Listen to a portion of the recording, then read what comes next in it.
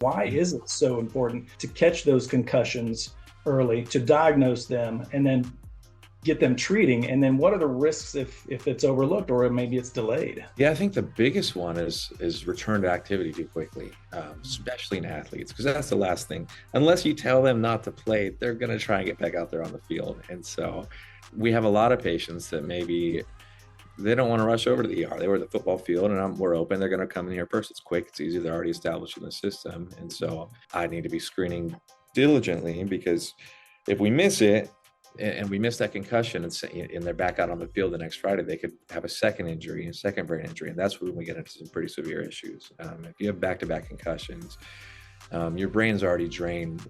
Energy production is completely wiped after one concussion. If you have a second one pretty quickly, that can lead to some very serious side effects, even death in certain cases. So I think that's the main thing, is just making sure we prevent that person from going back to activity too quickly. Mm-hmm. And then two, giving them the right protocols to heal and to recover, and speed that up. Because even if the extreme symptoms are gone, that vomiting, nausea, dizziness, as those calm down, it doesn't mean you're 100%. And so if we can get them the right supplements, treatments, and just recovery protocols, it can make a concussion that could have lasted months, and the symptoms that could have lasted months last a couple days. And then two, just screening for the more severe things, right?